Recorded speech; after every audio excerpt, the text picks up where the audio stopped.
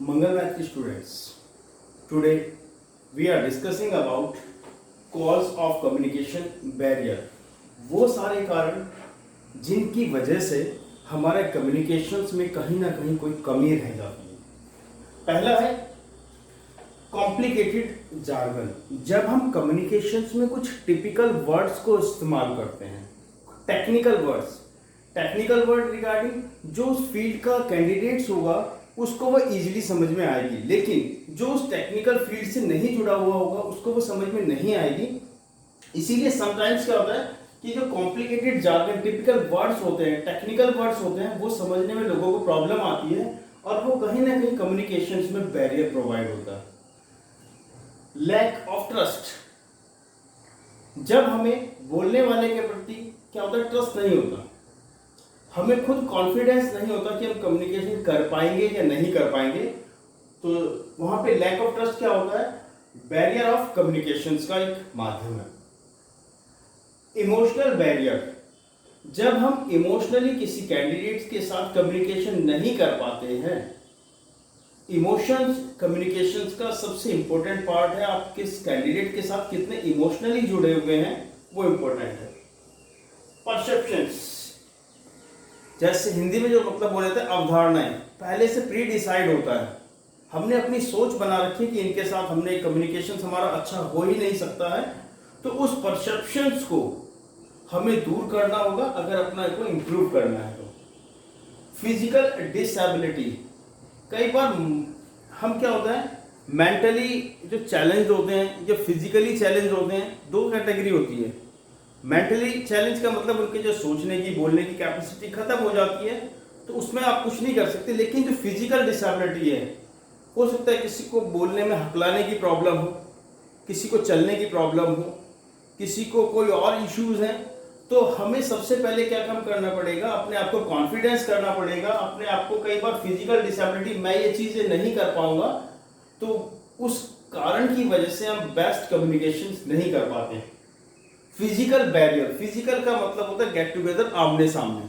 आज की डेट में हम ऑनलाइन कम्युनिकेशंस कर रहे हैं, बेस्ट मीडियम है, लेकिन अगर हम इसको कंपेयर करें ऑन क्लास टीचिंग से और ऑनलाइन, तो on class teaching 100 time better है इस कैटेगरी के अकॉर्डिंग, क्योंकि आप फिजिकली आप क्या कर सकते हैं, इमोशनली भी जुड़ते हैं उस बच्चे के साथ और वो अपनी बातें अच्छे इजीली फॉर्म में कह भी सकता है. Language difference. कई बार जब हम कम्युनिकेशंस करते हैं, जनरली हमारे दो ही मोड हैं, हिंदी और इंग्लिश. लेकिन जब हम किसी तीसरे मोड में किसी एक ऐसे एनवायरनमेंट के अंदर कम्युनिकेशन करना चाहते हैं जहां पर हमारी लैंग्वेज इजीली नहीं सुनी जा सकती है, जैसे फॉर एग्जांपल कई सारी कैटेगरीज हैं, बंगाली है, उड़िया है, पंजाबी है. तो अगर यहाँ पर कोई पंजाबी कैंडिडेट्स कोई पंजाबी भाषा में अगर आपको कम्युनिकेट करता है, तो हमें या तो पंजाबी सीखनी होगी या फिर हमारे कम्युनिकेशंस कहीं ना कहीं क्या होगा, कंफर्टेबल जोन में नहीं होंगे. Cultural difference. हर जगह हर स्टेट का अपने कल्चरल होता है, तो वहां पर हमें उस कल्चरल एक्टिविटी के अकॉर्डिंग कम्युनिकेशंस करना जरूरी होता है. जब हम उस कल्चरल डिफरेंस हो अगर हमें होता है तो कम्युनिकेशन बेटर नहीं हो पाता है. अब ओवरकमिंग बैरियर. इन कम्युनिकेशंस को इंप्रूव करने के लिए हमें क्या करना चाहिए. फर्स्ट है क्लैरिफाई द आइडियाज. जब हम अपना कोई आइडिया दूसरों के साथ शेयर कर रहे हैं, तो उससे पहले क्या काम करें, हम उसको क्लैरिफाई कर लें, चेक कर लें कि क्या मेरा ये आइडिया सेटिस्फैक्ट्री है या नहीं है, डिलीवर होना चाहिए या नहीं होना चाहिए. Second, communication according to need of the receiver. जब भी हम कम्युनिकेशंस करें तो अपनी ऑडियंस के, अपने स्टूडेंट्स के नीड के अकॉर्डिंग ही कम्युनिकेशंस होना चाहिए. जो उनकी रिक्वायरमेंट है उस रिक्वायरमेंट को पूरा करते हुए कम्युनिकेशन होना चाहिए. Consult other before communicating. जब भी हमें कोई डिलीवर स्पीच करनी होती है, पहले हम क्या काम करते हैं, उसको डेमो टेस्ट कर लेते हैं, ताकि उतनी बड़ी पब्लिक के सामने, ऑडियंस के सामने कोई अगर कुछ करेक्शंस है तो वो हम पहले उसको सॉल्यूशन कर लें. तो डिलीवर अपनी स्पीच करने से पहले, कम्युनिकेशन करने से पहले हम उसको किसी के साथ कंसल्ट कर लें. Ensure proper feedback. जब आप कम्युनिकेशंस कर रहे हैं तो जो आपको सामने से, ऑडियंस से, पब्लिक से, स्टूडेंट से फीडबैक आ रहा है, उसको प्रॉपर एंश्योर कर लीजिएगा. जो भी चेंजेस आपको कम्युनिकेशंस में करने हैं वो कम्युनिकेशन में आप चेंजेस कर सकते हैं. Be a good listener.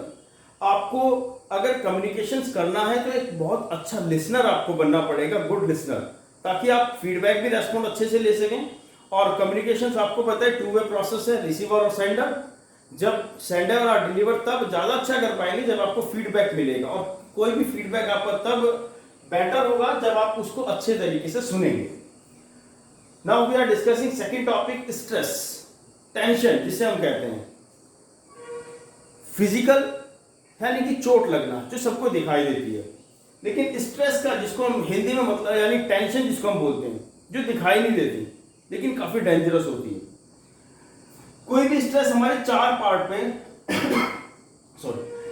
Part पे इफेक्ट करती है, बॉडी, माइंड, इमोशन और बिहेवियर। जब भी आपको ऐसा लगता है कि आपके साथ या किसी और के साथ स्ट्रेस है तो क्या होगा, जनरली उसको हेडेक रहना स्टार्ट हो जाएगा, जो हमारी मसल्स है वो टाइट होनी स्टार्ट हो जाएगी। आपको पता लग जाएगा कि कहीं ना कहीं इस कैंडिडेट को स्ट्रेस है बॉडी वाइज।